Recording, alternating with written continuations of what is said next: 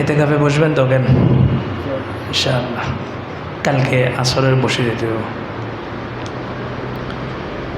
গতকালকে একটা ঘটনা আলোচনা চলতেছিল, মুসা আলাইহিস সালামের জীবনী। আল্লাহ তাআলা মুসা আলাইহিস সালামের জীবনীটা পুরা কোরআন শরীফের বিভিন্ন জায়গায় বর্ণনা করছেন। কারণ বনি ইসরাইল ছিল সবচেয়ে শক্ত, সবচেয়ে কঠিন। তো এই জাতির জন্য আল্লাহ তাআলা পাঠাইছেনও কঠিন, শক্তের জন্য শক্ত, নরমের জন্য নরম। বনি ইসরাইল যেমন কঠিন ছিল, মুসা আলাইহিস সালাম এরকম কঠিন ছিল। এত রাগ ছিল যে মুসা আলাইহিস সালাম রাগ হইলে, কিতাবের মধ্যে আসছে, ওনার যে পশমগুলো আছে এগুলা শরীরের এই কাপড়ের ভিতর দিয়ে ছিদ্রে বেরিয়ে যেত, মাথার চুল সব দাঁড়ায় যেত, এরকম রাগ ছিল। তো রাগও ছিল, পাওয়ারও ছিল। আল্লাহর সাথে কথা বলতেন, যেমন তেমন নবী তো না, আল্লাহর সাথে কথা বলতেন। আর খুব সংগ্রামের একটা জীবন ছিল, ছোট থেকেই একটা সংগ্রামের ভিতর দিয়ে বড় হয়েছে। তো গতকালকে বলছিলাম যে ফেরাউনের ঘরের মধ্যেই আল্লাহ তাআলা মুসা আলাইহিস সালামকে লালন পালন করে এই উম্মতকে এই শিক্ষা দিয়েছেন যে কিছু থেকেই কিছু হয় না, সব কিছুর মালিক একমাত্র আল্লাহ, লা ইলাহা ইল্লাল্লাহ। এই কালিমারই শিক্ষাটা দিয়েছেন। নাইলে মুসা আলাইহিস সালামকে আল্লাহ তাআলা অন্য কোথাও লালন পালন করতে পারতেন। কিন্তু যেই ফেরাউন মুসা আলাইহিস সালামকে শেষ করার জন্য সমস্ত বাচ্চাগুলোকে হত্যা করছে, ইয়াকাতিলুনা আবনাআকুম ওয়া ইস্তাহইউনা নিসাআকুম, পুরুষ হইলে মেরে ফেলতো, মহিলা হইলে জীবিত রাখতো। মহিলাদেরকে কেন জীবিত রাখতো? ভোগ করার জন্য, দয়া মায়া করে না, ভোগ করবে, এগুলাকে ভোগ করবে, এই জন্য মহিলাগুলাকে জীবিত রাখতো। আর পুরুষ হইলে মেরে ফেলতো, না জানি এই ছেলে মনে হয় আমার শেষ করে দিবে। তা আল্লাহ তাআলা মুসা আলাইহিস সালামকে ওই ফেরাউনের ঘরেই লালিত পালিত করছেন 1-2 বছর না, 30 বছর পর্যন্ত। এখন 30 বছর যখন শেষ হয়েছে, ফাওয়াকাযাহু মুসা ফাকাদা আলাইহি, কোন পাড়ায় এটা? 20 নম্বর পাড়ায়। তো লালন পালন যখন শেষ হয়েছে 30 বছর পরে মুসা আলাইহিস সালাম একদিন বাহিরে বের হয়েছেন।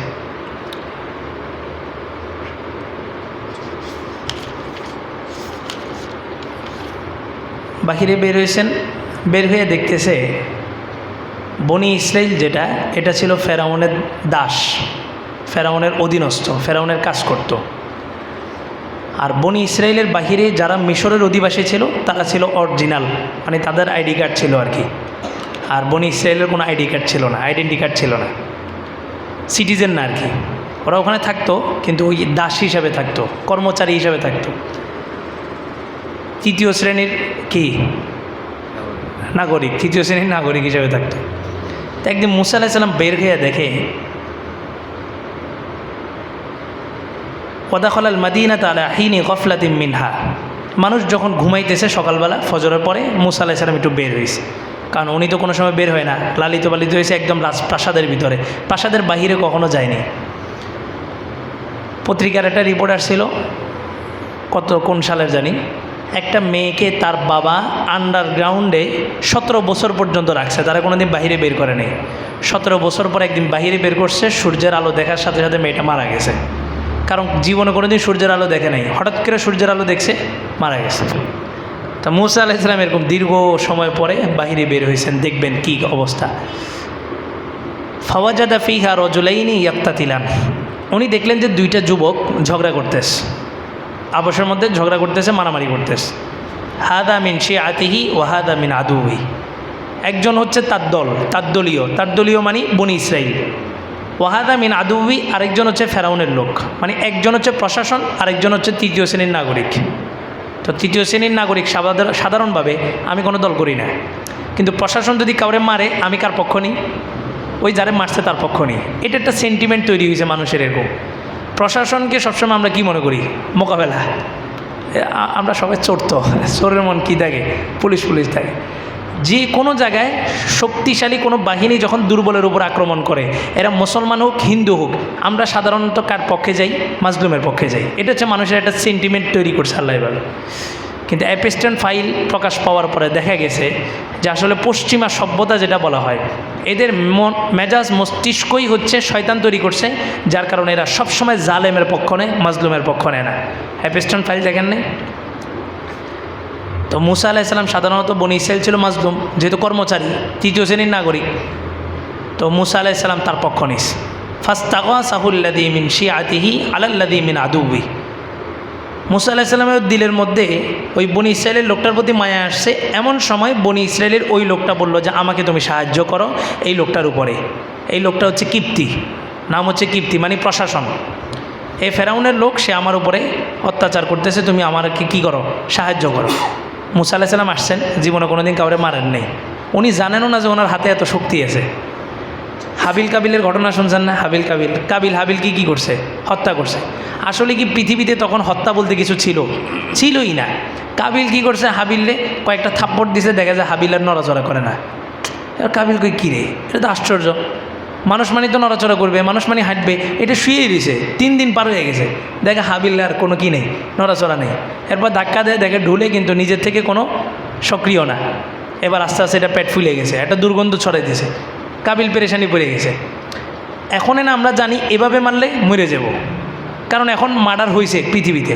কাবিল যখন হাবিলকে হত্যা করছে, পৃথিবীতে তো মার্ডারই ছিল না, ও কিন্তু আসলে হত্যা করে নাই। এরা নবীর সন্তান, এরা আদম আলাইহিস সালামের সন্তান। নবীর সন্তান কি করতে পারে না? অন্যায় কাজ করতে পারে না, তো এরা হত্যা করতে পারে না। ওই যে মারছে জোরেই মারা গেছে, ও তো বুঝে নেই যে এভাবে মারলে মারা যাবে। তো এই মুসা আলাইহিস সালাম তো জানেই না তার শরীরের মধ্যে কী শক্তি। উনি তো নবী, আর নবীদের গায়ে জান্নাতি 40 জন যুবকের শক্তি, আর জান্নাতের একজন যুবক দুনিয়ার 70 জন যুবকের শক্তি। তাহলে মুসা আলাইহিস সালামের গায়ে কী শক্তি? উনি তো কোনোদিন পরীক্ষাই করে নেই। ফেরাউনরে একটা যেদিন দিছে, ওই দিন তো উনি ছোটো ছিলেন। ফেরাউনরে একটা দিছে না, ফেরাউন তো বুঝছে, তো ওই সময় তো উনি ছোটো ছিলেন। উনি আসছেন, আইসা বলে কিপ্তি, লোকটার নাম ছিল কিপ্তি, মানে প্রশাসনের লোক। বলে এই তুমি ওকে মারতেছো কেন? তো ও বলে যে ওরে তো রাখছি মারার জন্য, কর্মচারীকে রাখাই হয়েছে কেন? মারার জন্য।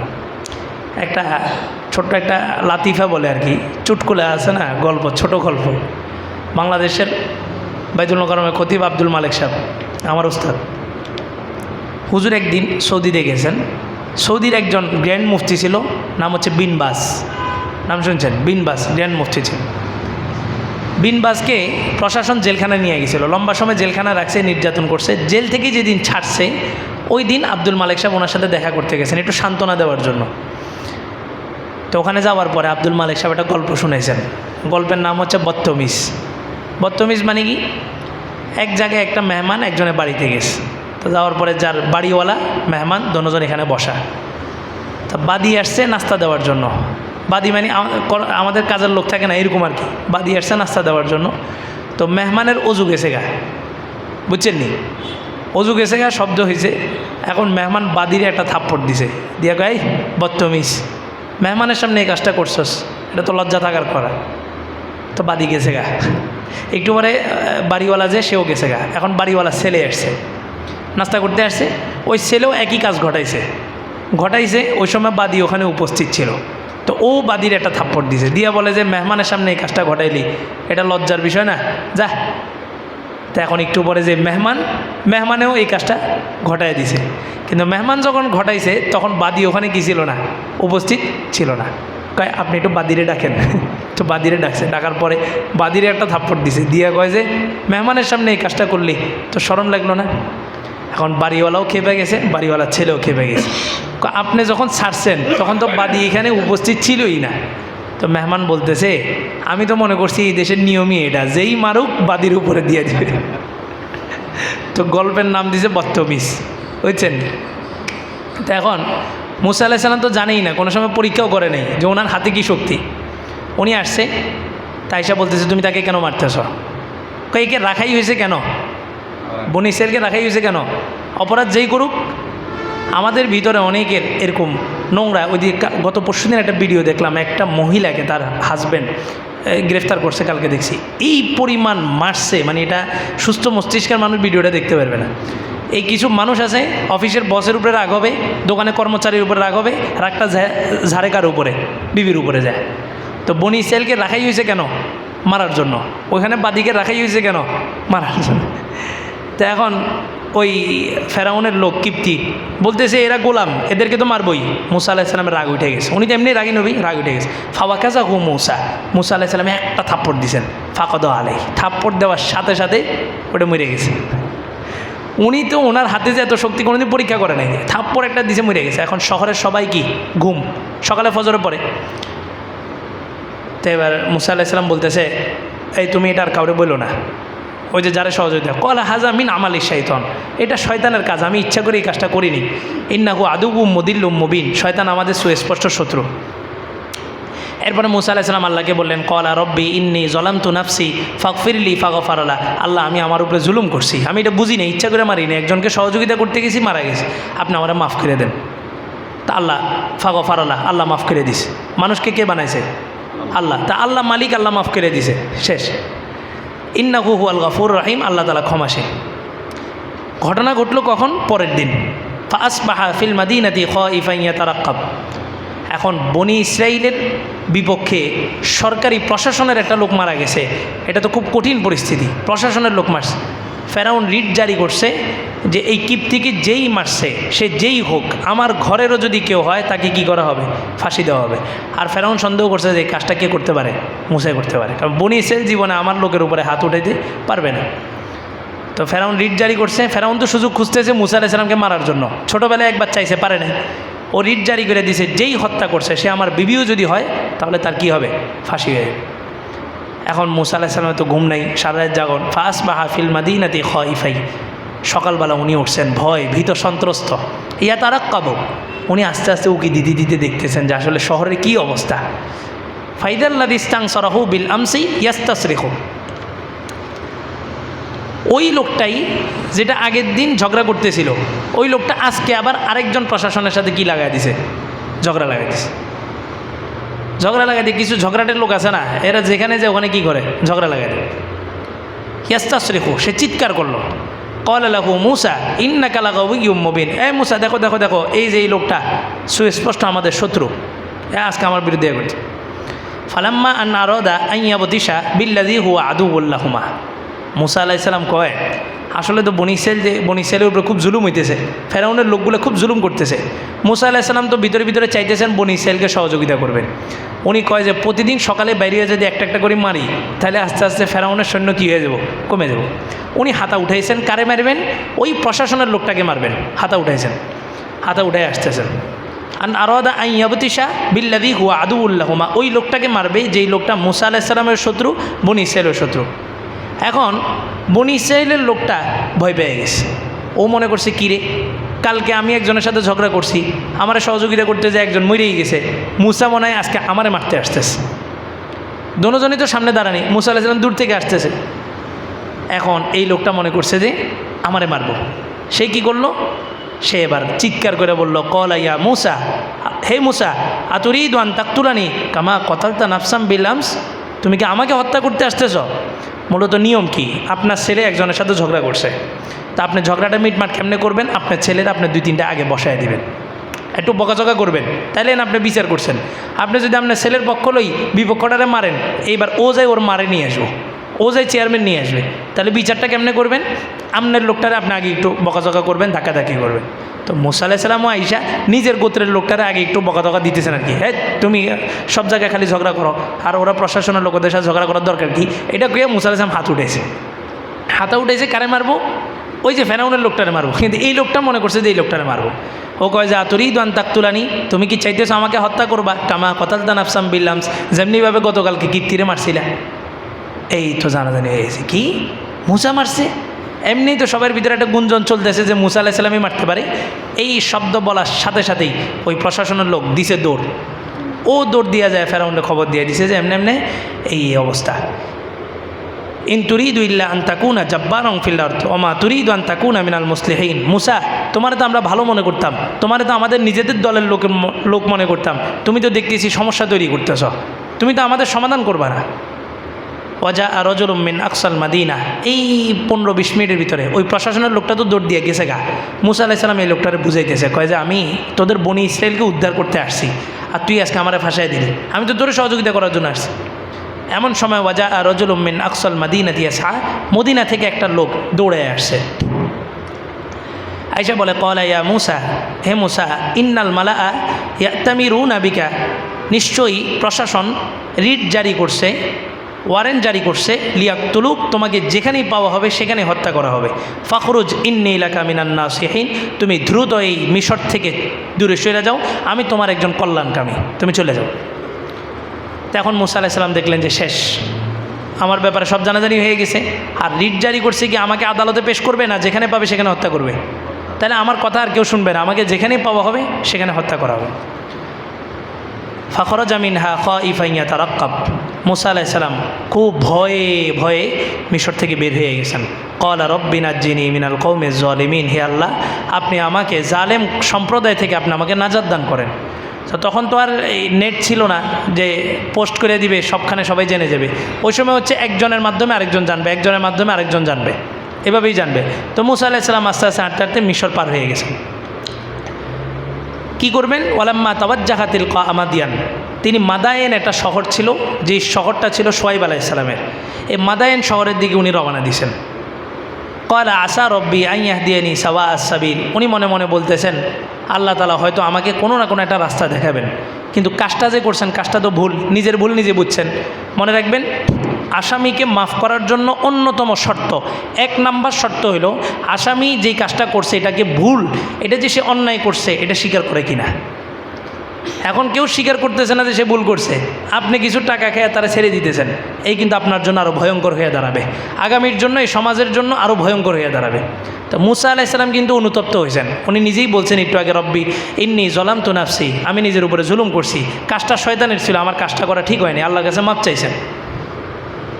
ওয়ালাম্মা ওয়ারাদামা আমাদিয়ান, এবার উনি মিশর থেকে হাঁটতে হাঁটতে মাদায়েন শহরের দিকে গেলেন, অনেক দূর।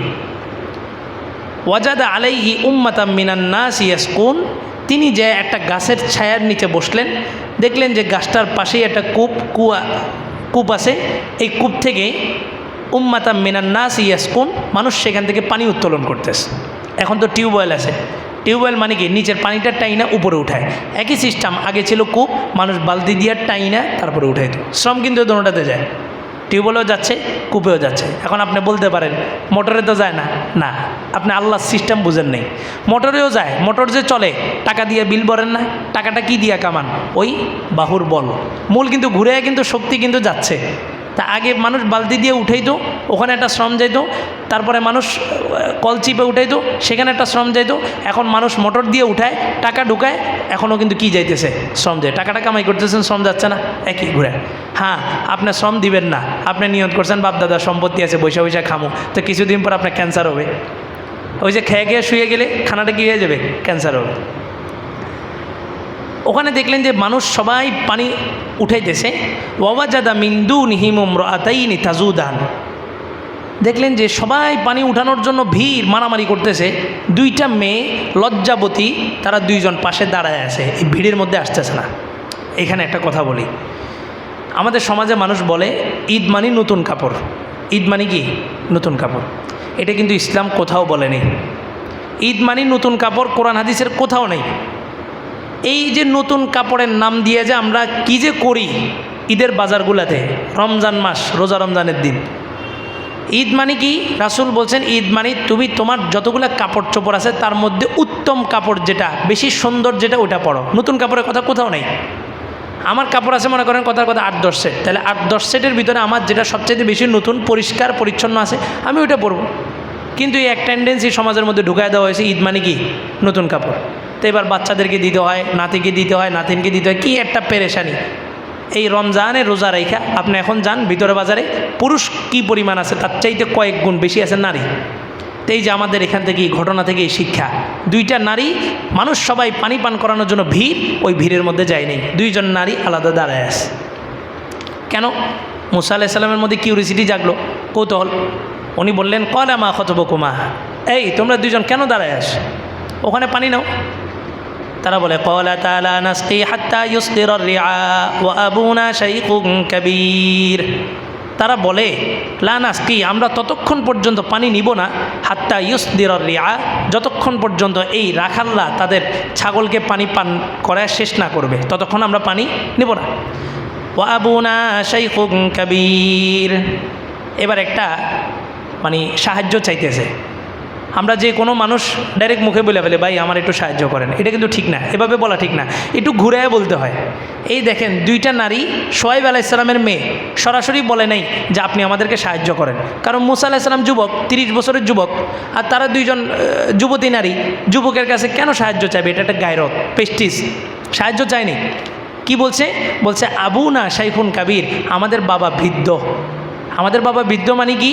আমাদের বাবা বৃদ্ধ মানে হচ্ছে আমরা দুইজন তো মহিলা, তা আমাদের বাবা আমাদের সাথে আসতে পারে নাই, নাহলে আমাদের বাবাই এসে পানি নিত। আমাদের বাবা আসে নাই কেন? আমাদের বাবা কি বৃদ্ধ, আর আমরা দুইজন যেহেতু নারী আমাদের জন্য পানি উঠানো কষ্ট হয়, তুমি একটু পানিটা উঠায় দিও। সরাসরি এভাবে বলে নাই, কিন্তু কথার ঘুরে কিন্তু এটাই দাঁড়াইতেছে মূল কথা। তো এবার মুসা আলাইহিস সালাম বুঝছেন। فسقى لهما ثم تولى إلى الظل فقال رب إني لما أنزلت إلي من خير فقير। তারা সবাই পানি পান করে চলে গেছে। মুসা আলাইহিস সালাম গেলেন, ওই কূপের ঢাকনাটা উঠাইতে 7 জন যুবক লাগতো শক্তিশালী। মুসা আলাইহিস সালাম যা একা ওই ঢাকনাটা উঠাইছেন। উঠানোর পরে এই দুইজন নারী কি দেখছে? দেখছে যে এই লোকটার মধ্যে কি আছে? শক্তি আছে। উনি এই দুইজনের জন্য পানি উঠাই দিয়েছেন। ফাসাকা লাহুমা, তাদের জন্য পানি ব্যবস্থা করে দিয়েছেন। করে দেওয়ার পরে এই মেয়ে দোনোটা গেছে গা। এখন উনি কি করবেন? সুম্মা তাওয়াল্লা ইলা জিল, উনি আবার ওই গাছের ছায়ার নিচে এসে বসছেন। বসে একটা দোয়া পড়ছেন। এই দোয়াটা যদি আপনি পড়েন, এমন একটা বিপদে পড়ছেন যেই বিপদে কেউ নাই। মুসা আলাইহিস সালামের এখন কেউ আছে? মা বাপ, মিশরের কোনো অধিবাসী, পরিচিত কোনো মানুষ কেউ নাই। ওনার মতো অসহায় পৃথিবীতে আর কেউ হইতে পারে না। আমাদের তো মনে করেন ঘরবাড়ি থাকে, বা মা বাপ থাকে, বা বন্ধুবান্ধব থাকে। মুসা আলাইহিস সালাম এই জায়গায় ওনার কেউ নেই, ওনার এই চিনে এরকম কেউ নেই। উনি আল্লাহকে বললেন রব্বি ইন্নী লিমা আনজালতা ইলাইয়া মিন খাইরিন ফাকির। আপনিও যদি কোনো সময় এরকম পরিস্থিতিতে পড়েন যে রাতের অন্ধকার, অমাবস্যা রাত, এক জায়গায় বিপদে পড়ে গেছেন, আপনি এই দোয়াটা পড়েন, আল্লাহ তাআলা মুসা আলাইহিস সালামকে যেভাবে উদ্ধার করছে আপনাকেও সেম একইভাবে উদ্ধার করবে ইনশাআল্লাহ। দোয়াটা শিখবেন নি? দোয়াটা বলেন, রব্বি ইন্নী লিমা আনজালতা ইলাইয়া মিন খাইরিন ফাকির। অর্থ হইল, আল্লাহ আমি আপনার কাছে ভিখারি, আমি কল্যাণের জন্য আপনার কাছে ভিখারি, আপনি আমার জন্য যা উত্তম তাই আমাকে দান করেন। আমরা দোয়ার পদ্ধতি বুঝি না। আমরা আল্লাহরে বলি আল্লাহ 50,000 টাকা দরকার, 50,000 টাকা দেন। এটা দোয়ার পদ্ধতি না। আপনি জানেনও না এই 50,000 টাকার মধ্যে আপনার জন্য বিপদ আছে, তা আপনি আল্লাহর কাছে চাইছেন, আল্লাহ 50,000 টাকা দিয়ে দিছে, এবার আপনার পিছনে বিপদ শুরু হয়েছে। এক লোক মুসা আলাইহিস সালামের যুগে দোয়া করছে। মুসা আলাইহিস সালাম আয়েশা কয়, মুসা আল্লাহরে বলো আমি ভালো হয়ে যাবো। আমি কি হয়ে যাবো? ভালো হয়ে যাবো। শর্ত হইল আল্লাহ আমার উপরে কোনো বিপদ দেওয়ার আগে আমাকে বলতে হবে, তাইলে আমি ভালো হয়ে যাবো। তো মুসা আলাইহিস সালাম আল্লাহর কাছে দোয়া করছে, কাজে আল্লাহ এই লোকের কোনো বিপদ আসার আগে আপনি তারে বলে দিন। নবী দোয়া করছে, দোয়া কবুল। এখন এই লোক একদিন স্বপ্নের মধ্যে দেখে তার একটা উট আছে, এই উটটা আগামীকালকে মারা যাবে। এই লোকটা কী করছে? সকালে ফজরের পরে উঠেই উটটাকে বিক্রি করে দিছে। বিক্রি করে দিয়ে কি খুশি, যাকে আজকে অনেক বড় একটা লস থেকে বেঁচে গেলাম। পরের দিন রাতে স্বপ্ন দেখে একটা ছাগল আছে, ছাগল মেরে যাব। সকালে উঠে ছাগল বিক্রি করে দিছে। তারপরের দিন স্বপ্ন দেখে তার একটা বাদী আছে, দাসী, দাসী মারা যাবে। এই পরের দিন দাসীটারে বিক্রি করে দিছে। তারপরের দিন দেখে তার বিবি মারা যাবে। এই সকালে উঠে বিবিরে তালাক দিয়ে দিছে। এবার একদিন স্বপ্ন দেখে সে নিজে মারা যাব। দৌড়ায় মুসা আলাইহিস সালামের কাছে, মুসা আমি সর্বনাশ, কী হয়েছে? কয় যে এমনি এমনি ঘটনা, এখন গত রাতের স্বপ্ন দেখছি আজকে আমি মারা যাব। মুসা আলাইহিস সালাম আল্লাহর সাথে কথা বললেন। আল্লাহ বললেন যে এই বান্দাটাকে আমি পছন্দ করি, আমি চাইছিলাম তার এই বিপদটা তার ঘোড়ার উপর দিয়ে চলে যাক। ও ঘোড়াটা বিক্রি করে বিপদটা কি করছে? ধরে রাখছে। আমি চাইছিলাম বিপদটা ছাগলের উপর দিয়ে চলে যাক, ও ছাগল বিক্রি করে বিপদ ধরে রাখছে। ও দাসী, বিবি সব কিছুর উপর দিয়ে, আমি চাই নাই ওর উপর দিয়ে যাক, ও সব কিছু বিক্রি করে দিয়ে বিপদটাকে কী করছে? ধরে রাখছে। এখন তার উপরেই বিপদ আসছে, এটাই তাকে ভোগ করতে হবে। তো এই জন্য মনে রাখবেন, যখন যেটা হয় এটার মধ্যে আমাদের জন্য কি কল্যাণ, যখন যেটা হয় এটার মধ্যেই আমাদের কল্যাণ। আমি ঢাকায় পড়ি, তো আমাদের মাদ্রাসাগুলোতে কালেকশান করে, চামড়া কালেকশান করে কোরবানির। এখন আস্তে আস্তে আপডেট হইতেছে, আস্তে আস্তে এগুলো বাদ যাইতেছে। একটা সময় এগুলো করতো, আমরাও করছি এগুলো। তো এখন আমি বাড়িতে আসবো, তা আমার বাড়িতে আসার আমার পকেটে এরকম টাকা ছিল না। তো সারাদিন চামড়া কালেকশন করছি, মাদ্রাসা থেকে আমার আসার ভাড়া দিস। আমি এই যে মাদানীনগর যাত্রাবাড়ির পরে দিয়া মাদানীনগর আইসা এনা বাস ছিল, এনা স্টার লাইন, এনার স্পিড বেশি ছিল। আমরা তো যুবক পোলাবেন, আমরা এনার টিকিট কাটতাম, এনাতে খুব স্পিডে যাওয়া যায়। টিকিট কাটছি, কাইটে কী জানি একটা কিনতে গেছি, আর এনা বাসটা চলে গেছে। এখন আইসা তো ভয়, এমনি পকেটে নেই টাকা, যে কয় টাকা আসিল ওইটা দিয়ে টিকিট কাটছি, আর মানে এই মহিপালে নাইমা বাসায় আসা পর্যন্ত ভাড়া আছে। এখন আমি তো মনে করছি জরিমানা নিবে কিনা, কাউন্টারে গেছি, কাউন্টারের লোক খুব বাজে ব্যবহার, আপনি গেছেন কেন, এই সেই, এখন এই টিকিটটা কার কাছে বিক্রি করুন, অনেক বকাঝকা করে পরে আমার আরেকটা বাসের টিকিট দিস, মানে পরের বাসের টিকিট দিছে, কোনো জরিমানা করে নাই। আমি কুমিল্লা পর্যন্ত আইসা দেখি আগের বাস যেটা, মানে পুরা রাস্তা শুধু আফসোস করছি যে আমার মানে যাইতে দেরি হয়ে যাবো, আগের বাসে গেলে একটু আগে যাইতাম, উদ্দীপনা থাকে তখন। কুমিল্লা পর্যন্ত আইসা দেখি আগের বাসটা মারাত্মকভাবে অ্যাক্সিডেন্ট করছে। এনা তো ওই সময় প্রতিদিন অ্যাক্সিডেন্ট করতো, প্রতিদিন মারাত্মকভাবে অ্যাক্সিডেন্ট করছে, যাত্রী ম্যাক্সিমাম সামনের কয়েকজন খুব মারাত্মক পর্যায়ে আহত হয়েছে। তা আমিও টিকিটটা কাটছিলাম একদম সামনের সিটে। তো ওই দিন এই কথাটার উপরে একবারে দৃঢ় বিশ্বাস হয়েছে যে আল্লাহ তাআলা যখন যেটা করে ভালোর জন্যই করে। যুবক আল্লাহর কাছে দোয়া করে, কয় যে আল্লাহ আপনি তো আমার জন্য একটা বউ রেডি করছেন, সবার জন্য একটা জোড়া রেডি করছেন আল্লাহ। তো কয় যে আল্লাহ আইজ হোক কাইল হোক 10 বছর পরে হইলো আপনি আমার বউ তো আমারে দিবেন, তা আজকে দিয়ে দেন। তো গায়েব থেকে আওয়াজ আসছে, বান্দা তোর জন্য খালি বউ না, তোর জন্য মরণও রেডি রাখছি, আইজ হোক কাল হোক 10 বছর পরে হইলো মরণ এটা আসবো, আজকে দিয়ে দিই। তো কয় যে না না আল্লাহ, বউও যখন দরকার তখন দিয়ে, মরণও যখন দরকার তখন দিয়ে। সবসময় এটা যদি মাথায় বসাইতে পারেন যে যখন যেটা হয় ভালোর জন্য হয়, দেখবেন আপনার জীবনে কোনো দুঃখ নেই, কোনো দুঃখ নেই। আসানুল্লাহ একজন আছে না, ওনার ছেলে মারা গেছে, উনি আমার উস্তাদ, এখানে পড়ছে ওনার কাছে, ছেলে মারা গেছে। তো ওনারও মসজিদে আমি এটা বললাম, দিছে আল্লাহ নিছে আল্লাহ, যদি আপনি ধৈর্য ধরেন তাহলে আল্লাহ এর চাইতে উত্তমটা আপনাকে দিবে। আর যদি আপনি কোনো একটা কিছু হারায়া বাস বলা শুরু করে দিলেন, এই আজরাইল আর কাউরে দেখলো না, আল্লাহ আর কাউরে দেখলো না, তো মনে রাখেন আল্লাহ যে আপনাকে একটা বিনিময় দিতে চাইছিলেন, এই সমস্ত কথা বলার কারণে ওই বিনিময়টা আর দিবেন না। তো যখন যেটা হয় এটা কিসের জন্য হয়, ভালোর জন্য হয়। হ্যাঁ, এমন কঠিন পরিস্থিতিতে পড়ছেন, ডানে বামে সামনে পিছিয়ে কেউ নেই, তখন এই মুসা আলাইহিস সালামের দোয়াটা পড়বেন, রব্বি ইন্নি লিমা আনজালতা ইলাইয়া মিন খাইরিন ফাকির। উনি দোয়াটা পড়তে দেরি, সাথে সাথে সাহায্য চলে আসছে। কি সাহায্য? সাহায্য আসছে, ফাজাআতহু ইহদাহুমা তামশি আলা ইসতিহইয়া। ওই যে দুইটা নারীকে যে সাহায্য করছে, ওই দুইটা মেয়ে আবার আসছে। আয়েশা ফাজাআতহু ইহদা না, তাদের দুইজনের একজন আসছে, একটা মেয়ে আসছে। তামশি আলা ইসতিহইয়া, খুব লজ্জার সাথে মাথা ওন্না তোন্না ঢাইকা তারপরে আসছে। আমাদের এলাকা মহল্লাও এই 8-10 বছর আগে দেখছি, আমার নানারে দেখলে মহিলারা এভাবে ওন্না দিয়া ঢাইকা অন্যদিকে যেত গা। আমার মহল্লার কথা বলতেছি, এখন হয় না। এখন আপনি আসতেছেন আপনার রাস্তায়, উনি যাচ্ছে ওনার রাস্তায়, নামাজের টাইম মুসল্লিরা বের হবে, এই সময় কোনো মহিলা ওই রাস্তায় হাঁটতে আমি দেখি না, একবারে দেখি নেই কখনো। কিন্তু এখন দেখি যে মাদ্রাসার গার্ডিয়ানরা আসে, সব আসরের নামাজ পড়া মুসল্লিরা সব বের হইতেছে, ওনারা আসতেছে। মহল্লা থেকে লজ্জা হায়া উঠে গেছে। ওই মেয়েটা এসে বলল, কলাত ইন্না বিয়াদউকা লিয়াজজিয়াকা আজরা মা সাকাইতা লানা। কোনো সময় কোনো কিছু বিনিময় ছাড়া গ্রহণ করবেন না। কেউ আপনার উপরে কোনো একটা এহসান করছে, আপনি সুযোগে থাকবেন কোন দিন আমি তার এহসানটা পূরণ করবো। একটা দুঃখের কথা বলি, আজকে সমাজের ইমামরা সবচাইতে অবহেলিত না? সবচাইতে বেইজ্জতি লাঞ্ছিত হয় কারা? ইমামরা, আলেম সমাজরা। কারণ কি জানেন? মানে আমার কথাই আমি কইতেছি, আমরা সব সময় মানুষ থেকে নিই, কখনোই মানুষকে যে দিতে হবে, আল্লাহ রসুল কি নিছেন না দিছেন? নিছেনও দিছেনও, নিছেন যতটুকু দিছেন তার চাইতে বেশি। রাসুলের গায়ে একটা ডোরা কাটা চাদর, খুব সুন্দর ইয়ামানি, খুব দামি চাদর আছে। এক সাহাবী এসে অনেকক্ষণ চাদরটা দিকে তাকায় রয়েছে। আল্লাহ রসুল বলে, কী ব্যাপার, কী হয়েছে? চাদরটা আমার পছন্দ হয়েছে। আল্লাহ রসুল এটা খুলে দিয়ে দিছে। এইরকম একটা রেকর্ড বাংলাদেশের কোনো মসজিদের কোনো ইমামের হবে? মনে রাখবেন, আরবি একটা বাগধারা আছে, আল ইনসান আব্দুল এহসান, মানুষ এহসানের গোলাম হয়ে যায়। আপনার উপরে আমি এহসান করছি মানে আপনি কী হয়ে গেছেন? গোলাম হয়ে গেছেন। আমার উপরে কেউ এহসান করছে মানে আমি কী হয়ে গেছি? গোলাম হয়ে গেছি। এই জন্য আপনাকে কেউ কিছু দিলে আপনার টার্গেটে থাকবেন, ও আমারে যেটা দিছে আমিও একটা কিছু, একটা না একটা কিছু তাকে আমি দিবই দিব, সেই জন্য কোনো দিন খোটা না দিতে পারে। মুসা আলাইহিস সালাম এই দুইটা মেয়েকে পানি পান করাইছেন। এখন এসে কি বলে? ইন্না আবি ইয়াদউক, আমাদের বাবা তোমাকে ডাকতেছে। কেন?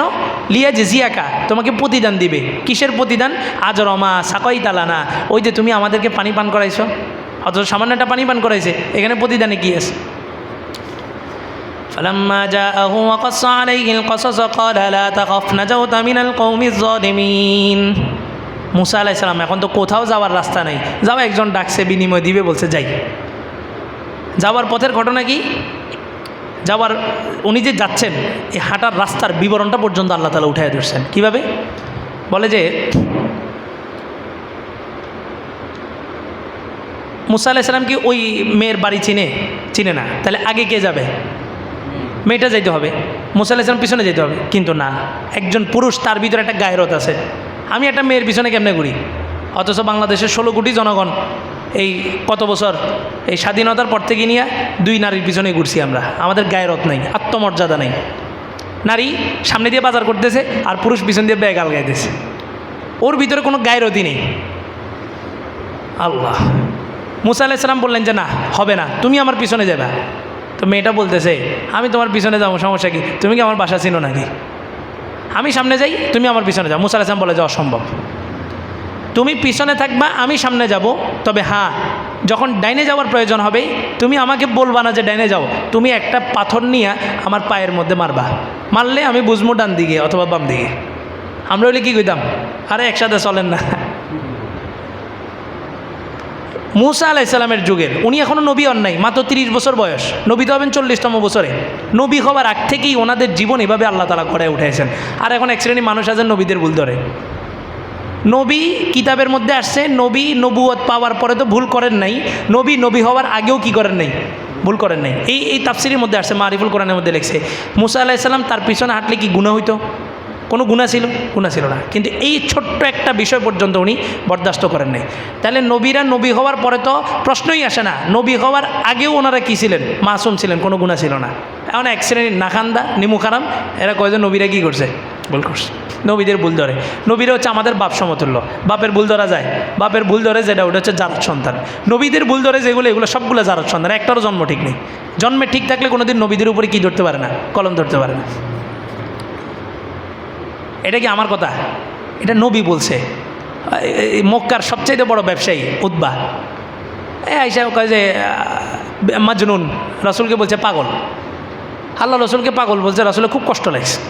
পাগল বলছে। আল্লাহ তাআলা আয়াত নাজিল করছেন, নুন ওয়াল কলামি ওয়া মা ইয়াসতুরুন মা আনতা বিনিআমাতি রব্বিকা বিমাজনুন। হে রসুল, আপনি পাগল না। এবার যেই লোকটা রসুলকে পাগল বলছে, আল্লাহ তাআলা ওই লোকটার 10টা গালি দিয়েছে। কোরআন শরীফের ভিতরে সূরা কলামের মধ্যে 10টা তার খারাপি বর্ণনা করছে। খারাপি মানেই তো গালি। 10টা গালি দিছে। গালি দেওয়ার পরে এই ব্যবসায়ী সে দৌড়ায় তার বাড়িতে গেছে। 10টা গালির মধ্যে সর্বশেষ গালি ছিল অতুল্লিম বাদা জালিকা জানিম। এই যেই লোকটা তোমাকে পাগল বলছে মুহাম্মদ, ওই লোকটা হচ্ছে কর্কশভাষী, মুখের ভাষা খুব শক্ত, এবং এ হচ্ছে জারজ সন্তান। বাদা জালিকা জানিম মানে কি? জারজ সন্তান। কে বলছে? আল্লাহ বলছে। বলার পরে আপনার আমার কেউ যদি জারজ সন্তান করতো, আমি তো ওরে এক কোপ দিয়া কল্লা ফালাই দিতাম, এটা করতাম না? কিন্তু না, মুহাম্মদ সাল্লাল্লাহু আলাইহি ওয়াসাল্লাম যখন তার জারজ সন্তান বলছে, এই দৌড়ায় গেছে বাড়িতে যায় দরজার সামনে দাঁড়ায় চিন্তা করে, কিরে মোহাম্মদ আমার 10টা গালি দিছে, মোহাম্মদের খোদা আমার কয়টা গালি দিছে? 10টা গালি দিছে। 10টা গালির মধ্যে 9টাই সত্য। 9টাই কি? সত্য। ব্যবসায়ীদের ভাষা কি হয়? কর্কশ হয় না। ব্যবসায়ীদের হাসর হবে নবীদের সাথে। ব্যবসায়ীদের হাসর কার সাথে হবে? নবীদের সাথে হবে। তাহলে নবীদের সাথে হাসর হইতে হলে 1 নাম্বার আপনার জবানকে ঠিক রাখতে হবে। জবানে মিথ্যা কথা চলে, আর কি চলে? গালি চলে প্রচুর পরিমাণ। কর্মচারীদের কি ইচ্ছা মতো গালাগালি, এটা ঠিক না। ব্যবসায়ীরা, ম্যাক্সিমাম ব্যবসায়ীরা কর্কশভাষী, ভাষা খুব শক্ত। তো এখন ও দরজা বাড়ি দিছে জোরে, কয় মোহাম্মদের খোদা আমার 10টা গালি দিছে, 10টার মধ্যে 9টাই সত্য, আরেকটা বাকি আছে জারজ সন্তান। এখন আমি কি জারজ সন্তান এটা তো আমি জানি না, কিন্তু মোহাম্মদ জীবনে কোনো দিন মিথ্যা কথা বলে নেই। ভিতরে ঢুইকা মায়ের গলার মধ্যে তরবারি ধরে কয় যে সত্য কথা বলো, আমার জন্ম কোথা থেকে হয়েছে? কয় কেন, কী হয়েছে? মোহাম্মদ আমাকে জারজ সন্তান বলছে। মোহাম্মদের সাথে আমার দ্বন্দ্ব থাকতে পারে, কিন্তু আমি ওতবা বিশ্বাস করি মোহাম্মদ জীবনে কোনো দিন মিথ্যা বলে নেই। পরে মা স্বীকার করছে, বলে তো তরবারি, স্বীকার না করলে তরবারি দিয়ে দিই। মা বলে যে বাবা, তোমার বাবা অনেক অঢেল সম্পত্তির মালিক ছিল, কিন্তু তার পুরুষত্ব ছিল না, সে কাপুরুষ ছিল। পুরুষ জন্ম দেওয়ার, বাচ্চা জন্ম দেওয়ার ক্ষমতা তার ছিল না। আমার মনের মধ্যে একটা ভয় ছিল, তোমার বাবার ইন্তেকালের পরে আমাকে কে দেখবে, এই সম্পত্তি কে দেখবে। এই জন্য আমি একদিন একটা রাখাল এদিক দিয়ে যাইতেছিল, ওই রাখাল থেকে তোমার ব্যবস্থা করছি। আল্লাহ রসুল বলছেন কোনো জারজ সন্তান ব্যতীত কেউ নবীদের সাথে কি করে না, বেয়াদবি করে না। মনে রাখবেন এই শ্রেণীর, এই সমাজের ভিতরে কি জারজ সন্তান নাই? থাকতে পারে না, অসম্ভব কিছু না। বুঝবেন কিভাবে? দেখবেন যেই কুলাঙ্গার আমার রসুলকে নিয়ে কথা বলছে, ও নাস্তিক হতে পারে, মুসলমানের পরিচয় দিয়েও হতে পারে। যেই কুলাঙ্গারই বলবে যে নবীরা ভুল করছে, নাস্তিক তো সরাসরি বলে নবীদের অস্তিত্বই নেই, ও আল্লাহকেই মানে না। কিন্তু কোনো কুলাঙ্গার যদি বলে যে নবীরা ভুল করছে, আপনি ওখানে কোনো কথা বললেন না। মনে রাখবেন এই ছেলেটা কি, জারজ সন্তান, এটা থেকে দূরত্ব বজায় রাখবেন। কোনো ইমামও যদি এখানে বসে বলে নবীরা ভুল করছে, সাথে সাথে ওই মসজিদ থেকে উঠে যাবেন, ও কি জারজ সন্তান। নবীরা নবুয়তের আগেও মাসুম, এই যে বোঝা গেল। মুসা আলাইসাল্লাম সামনে দিয়ে হাঁটছেন, তারে পিছনে রাখছেন, কথাও বলার সুযোগ দেন নাই। কথা কতটুকু বলতে পারবেন? যতটুকু প্রয়োজন, প্রয়োজনের বাহিরে কোনো নারীর সাথে আপনি কথা বলতে পারবেন না। মুসা আলাইসাল্লাম বললেন, ডানে গেলে তুমি আমার পায়ের মধ্যে একটা পাথর মারবা, আমি বুঝবো যে ডাইনে না বামে। ঠিক আছে চলেন। তো গেছে, যাওয়ার পরে এই দুইটা মেয়ের বাবার নাম হচ্ছে সোয়াইব আলাইসাল্লাম। উনিও কিন্তু মাদায়েন শহরের নবী ছিলেন। এই ঘটনা থেকে বোঝা যায় আল্লাহ তাআলা এক যুগের জন্য একজন নবী পাঠাইছেন, কখনো কখনো আবার কখনো কখনো এট এ টাইম পৃথিবীতে একাধিক নবীকে একসাথেও পাঠাইছেন। কখনো কখনো প্রত্যেক মহল্লার জন্য একজন নবী পাঠাইছেন, একটা মহল্লার জন্য একজন নবী পাঠাইছেন। 2,24,000 নবী এই পৃথিবীতে আসছে। উনি যাওয়ার পরে মুসা আলাইসাল্লাম দরজা দিয়ে ঢুকছে, সোয়াইব আলাইসাল্লাম কয়, কে রে মুসা নি? মুসা আলাইসাল্লাম অবাক হয়ে গেলেন, কিরে আমার নাম তো কেউ জানে না। উনি কেমনে জানছে? কয় যা আসো। ফালাম্মা জাআহু ওয়া কাসসা আলাইহিল কসস, পুরা ঘটনা শুনাইছেন। শুনায় বলে যে আমি যে মুসা, আপনি কেমনে জানেন? আল্লাহ তাআলা আমাকে জানাইছে। আল্লাহ আমাকে জানাইছে মানে আমিও কি নবী। সোয়াইব আলাইসাল্লামকে আল্লাহ জানাইছেন মানে সোয়াইব আলাইসাল্লামও নবী। তো সোয়াইব আলাইসাল্লাম মুসা আলাইসাল্লামকে বললেন, কল আলা তাখফ, তোমার ভয়ের কিছু নেই, নাজাউতা মিনাল কওমিজ জালিমিন, তুমি জালেম সম্প্রদায় থেকে নিরাপদ আছো, কোনো টেনশন করো না। এখন মুসা আলাইসাল্লামকে আশ্রয় দিবে, মুসা আলাইসাল্লামকে বাড়িতে রাখবে। এই যে একটা জিনিস ভালো করে, এখানে একটা মাসালা, অপরিচিত কোনো মানুষকে ঘরে রাখবেন এমত অবস্থায় যে আপনার ঘরের মধ্যে যুবতী আছে, তাহলে এই সময়ের মধ্যে আপনার ঘরে কোনো অপরিচিত মানুষকে রাখা অনুমতি নেই। একের ইমাম সাহেব হোক, ইমাম সাহেবকে অঘটন ঘটতেছে না, ইমামদের অঘটন ঘটতেছে না, ঘটতেছে অহরহ, আলেমদেরও ঘটতেছে। এখান থেকে মাসালাটা কি, মুসা আলাইসাল্লামকে এখন সোয়াইব আলাইসাল্লাম নিজের কাছে রাখবেন, অপরিচিত মানুষ হিসেবে তো রাখা যাবে না। কিভাবে রাখবেন? উনি প্রস্তাব দিলেন, ক্বালাত ইহদাহুমা ইয়া আবাতি ইস্তাজিরহু ইন্না খায়রা মান ইস্তাজারতাল কওয়িয়ুল আমিন। ওই দুই মেয়ে, এক মেয়ে পর্দার ভিতর থেকে বলল, বাবা ইয়া আবাতি ইস্তাজির, বাবা আপনি তাকে কর্মচারী হিসেবে রেখে দেন। ইন্না খায়রা মান ইস্তাজারতাল কওয়িয়ুল আমিন, তার চাইতে ভালো কোনো লোক হইতে পারে না যে শক্তিশালী এবং আমানতদার। শক্তিশালী কেমনে বুঝছে? ওই যে কূপের ঢাকনাটা উড়াই ফেলছে। আমানতদার কেমনে বুঝছে? সে সামনে দিয়ে হাঁটছে আর এই মেয়েটাকে পিছনে রাখছে, এর দ্বারাই বোঝা গেল সে কি আমানতদার। এখন মেয়েকে ধর্ষণ থেকে যে বাঁচায়, একটা মেয়ে ধর্ষণের শিকার হইতেছে, যেই লোকটা ধর্ষণ থেকে উদ্ধার করতেছে সেই লোকটাই তাকে পরে কী করতেছে? ধর্ষণ করতেছে। এই সমাজ। তো মুসা আলাইসাল্লামের ব্যাপারে দুইটা গ্যারান্টি দিছে। কে দিছে? ওই মেয়েই দিছে। আফগানিস্তানের যুদ্ধের পরে আমেরিকার যে সমস্ত সৈন্যবন্দী হয়েছে তাদের মধ্যে একটা নারী ছিল, জার্নালিস্ট, কেউ বলছে গোয়েন্দা সংস্থার। এই নারী আমেরিকা যায় সাক্ষাৎকার দিছে যে তালেবানরা আমাকে বন্দি করছে, কিন্তু কোনো একটা তালেবান আমাকে ছোঁয়া তো দূরের কথা, আমার দিকে তাকায়ও নেয়, আমাকে রানীর মতো নিরাপত্তা দিয়ে রাখছে। এটা হচ্ছে মুসলমানদের আদর্শ। এক নারী হিজরত করে মক্কা থেকে মদিনায় যাবে, অনেক দূরের পথ ছিল, এক সাহাবি তাকে নিয়ে গেছে। এই সাহাবি পুরা রাস্তা হাইটে গেছে, ওই নারীকে উটের পিঠে চড়াই নিয়ে গেছে। আল্লাহ রসুলের সাহাবিদের আদর্শ ছিল এরকম। তো মুসা আলাইসাল্লামের ব্যাপারে বললো যে তাকে রেখে দেন। এবার সোয়াইব আলাইসাল্লাম তো নবী, উনি চিন্তা করলেন মুসাকে রাখমু, কাজের বিনিময়ে রাখলাম, কিন্তু আমার ঘরে তো দুইটা মেয়ে যুবতী। উনি বললেন, ক্বালা ইন্নী উরিদু আন উনকিহাকা ইহদা ইবনাতাইয়া হাতাইনি আলা আন তা'জুরনি থামানিয়া হিজাজ। উনি বললেন, আমি চাইতেছি তোমাকে বিবাহ দিতে, আমার দুই মেয়ের যে কোনো একজন মেয়ের সাথে বিবাহ দিতে। আন তা'জুরনি সামানিয়া হিজাজ, বিনিময় কি? মোহর দিতে হবে না? এখন না যৌতুক নেই, আগে কী ছিল? মোহর ছিল। আর এখন কি? এখন যৌতুক নেই। নারীকে মারা হয়, স্বামী কর্তৃক নারীকে মারা হয়, নারী আত্মহত্যা করে, নারী ফাঁসি দেয়, এই যতগুলো ঘটনা অকারেন্স এই সমাজের ভিতরে ঘটে, আপনি নিরপেক্ষভাবে গবেষণা চালায় দেখবেন সবগুলোর পিছনে মূল কারণ হচ্ছে যৌতুক। যৌতুক ইসলামে জায়েজ আছে না হারাম? হারাম। ইসলাম বলে এই নারীকে তো বাবায় পাইলে দিছে তোমার জন্য, তোমার কাছে দিয়ে দিবে, বিক্রি করবে, তুমি তাকে কিনে নিবা, এটা হচ্ছে মোহর। পুরুষ মহারানা দিয়া তাকে নিয়ে আসবে, আর এখন পুরুষকে দেওয়া লাগে যৌতুক। তাও সেটা কত সিস্টেমে কয়, এটা এসি দিবেন, আপনার মেয়েই তো থাকবে, একটা গাড়ি দিবেন, আপনার মেয়েই তো চড়বে, এই সিস্টেমে যৌতুক আদায় করে। ফাইন আতমামতা আশরান ফামিন ইনদিক ওয়া মা উরিদু আন আশুক্কা আলাইক সাতাজিদুনি ইনশাআল্লাহু মিনাস সালিহিন। উনি বললেন তুমি তো মহারানা দিতে পারবা না, তবে তুমি 8 বছর পর্যন্ত আমার অধীনে কাজ করবা কোনো বেতন ছাড়া। তাহলে 8 বছর যদি কাজ করে, প্রত্যেক বছর যদি মনে করেন 1 লাখ টাকা বেতন হয়, 8 বছরে 8 লাখ টাকা, এটাই মহারানা। তুমি আমার এখানে থাকবা, আমি তোমাকে নিরাপত্তা দিলাম। মুসা আলাইহিস সালাম তো বাটে পড়ে গেছে, এখন কোথাও তো যাওয়ারও জায়গা নেই, উনি কই যাবেন? তো সোহাইব আলাইহিস সালাম নিরাপত্তা দিতেছে, আবার নিজের মেয়ে একটাকে বিবাহ দিতেছে, আবার 8 বছর এখানে শ্রম দিবে। তারপর বললেন ফাইন আতমামতা আশরান ফামিন ইনদিক, তুমি 8 বছর যদি সময় দাও, তোমার এখন বয়স হয়েছে 30, আরও 8 বছর যদি সময় দাও, কত বছর? 38 বছর। তাহলে 38 বছরে কি কেউ নবী হইতে পারবে? পারবে না। নবী হইতে হলে কয় বছর লাগবে? 40। তো বলে যে ফাইন আতমামতা আশরান, তুমি যদি 10 বছর পূর্ণ করো, এটা তোমার পক্ষ থেকে। ওমা উরিদু আন আশুক্কা আলাইক, আমি তোমার উপরে চাপাচাপি করবো না। সাতাজিদুনি ইনশাআল্লাহু মিনাস সালিহিন, তুমি আমাকে নেককারদের অন্তর্ভুক্ত পাইবা। তবে তুমি যদি আমার এখানে 10 বছর থাকো, 40 পূরণ হয়ে গেল, তোমার নবুয়ত চলে আসবে। তো এবার এক মেয়ের সাথে বিবাহ দিবে, মেয়ে প্রস্তাব করছে, ওই যে বলছে গোলাম হিসাবে রেখে দেন, এটা কে প্রস্তাব করছে? মেয়ে। এখানে আরেকটা মাসালা, আমাদের সমাজের মানুষ কি করে? বাবারা জোরপূর্বক মেয়েকে বিবাহ দিয়ে দেয়, এটা ইসলামে নিষেধ, জায়েজই নেই। আপনি জোরপূর্বক মেয়েকে বিবাহ দিবেন কেন? এটা কি আপনার গোলাম? আপনার যেমন স্বাধীনতা আছে, মেয়েরও কি আছে? স্বাধীনতা আছে। মেয়ে যতক্ষণ পর্যন্ত তার পছন্দ না হবে, ততক্ষণ পর্যন্ত আপনি বাবা তাকে জোরপূর্বক বিবাহ দিতে পারবেন না, এটা নিষেধ। আর দেখা গেছে জোর করে বিয়ে দিছে, 1 বছরের মাথায় হয়তো মেয়ে পরকীয়া করে আরেক জায়গায় গেছে গা, নাহলে ফাঁসি দিয়ে আত্মহত্যা করছে। ইসলাম মাইনা চলেন, দেখবেন এটার মধ্যেই শান্তি। ইসলাম বলে পুরুষ মেয়েকে চয়েস করবে, পুরুষ নারীকে দেখবে, 4টা জিনিস দেখবে।